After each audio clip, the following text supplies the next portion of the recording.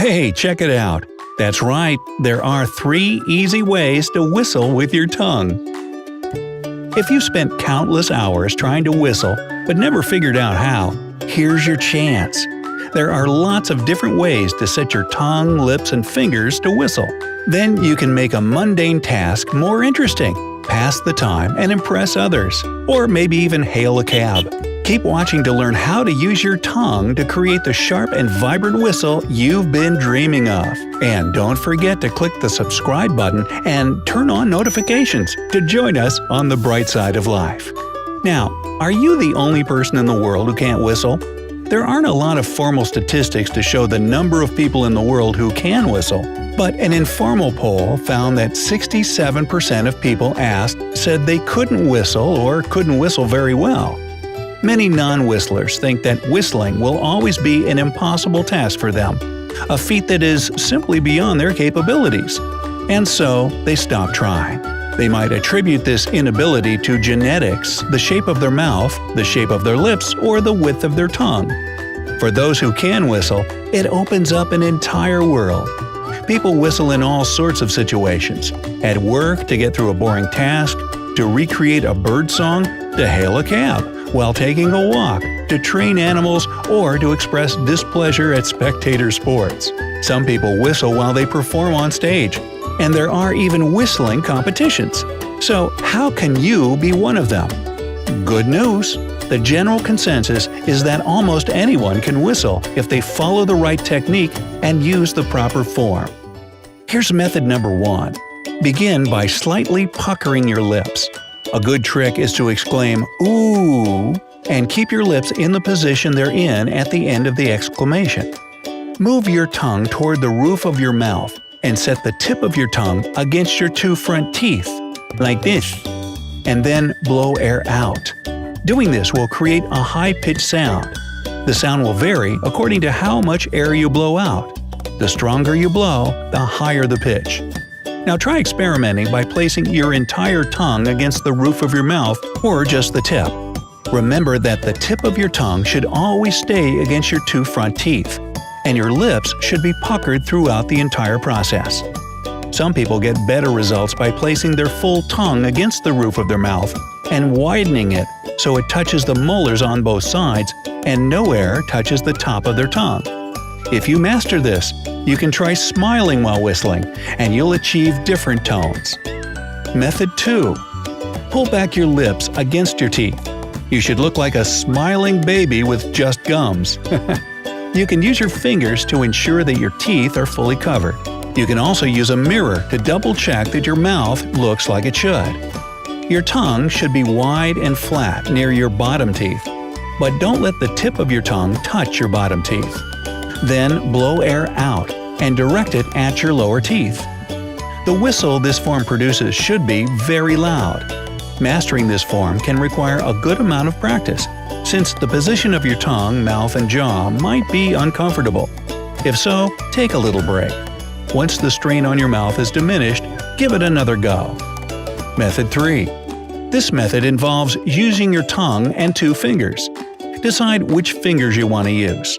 They will hold your lips in the proper position, so that you should use fingers that are strong enough to hold your lips in place and sit comfortably in your mouth. Some finger combinations include both index fingers, middle fingers, or pinky fingers. But for many, the easiest choice is the thumb and index finger of your right hand. Start by touching the tips of your tongue and index fingers loosely. There's no need to press them too tightly. Then stick out your tongue, curl it upwards, and place the tip of your joined fingers underneath the tip of your tongue. Holding that position, bring your tongue and fingers back inside your mouth right behind your bottom teeth. Wrap your lips tightly around your fingers so that the air enters and leaves your mouth only through a small hole in the middle. Now blow out. This technique is perfect for hailing a cab or making a loud sound. Experiment with different fingers till one of them does the trick. Bonus: puckering method. Well, if none of those techniques are working for you, you can always try the puckering method of whistling, which is the most common for whistling a song. This method simply involves puckering your lips, letting your tongue become relaxed inside your mouth, and then blowing out air. It's important to blow the right amount of air. If you blow too much, you won't hear a single sound coming from your mouth. The key is to be delicate about it. A tiny amount of air blown out should produce a clearly defined whistle. If you've tried these techniques and given it your all and still can't do it, it could be attributed to an underlying medical condition. Whistling involves a muscle sphincter in your throat called the velopharynx. To produce a proper whistling sound, the velopharynx needs to close off completely. Oral resonance, as opposed to nasal resonance, is achieved by the closure of this muscle. If it can't close properly, you might find it very difficult to whistle. Signs of a velopharynx insufficiency are a cleft palate, hypernasal voice, and weak throat muscles.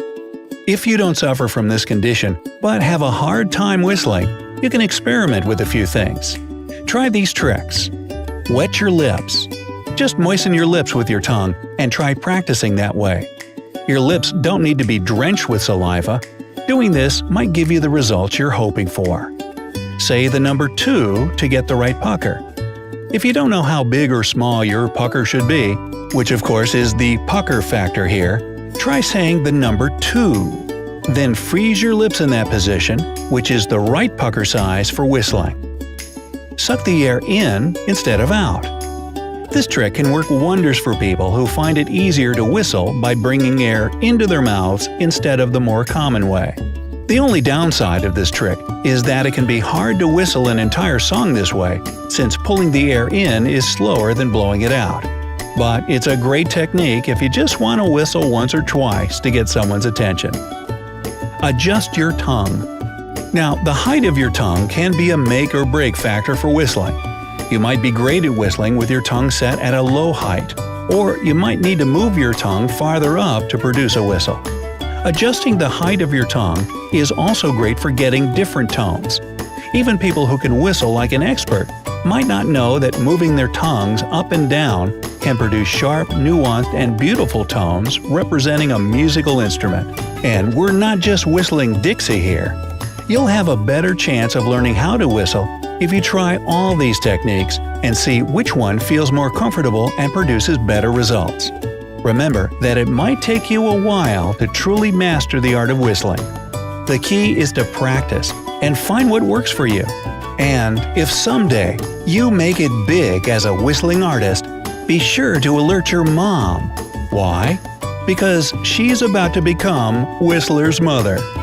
Boy, you didn't see that one coming now, did you? So tell us, Brightsiders, once you master these techniques, what will be the first tune you'll whistle? Let us know in the comment section. Don't forget to give this video a like, share it with your friends, and click subscribe to stay on the bright side.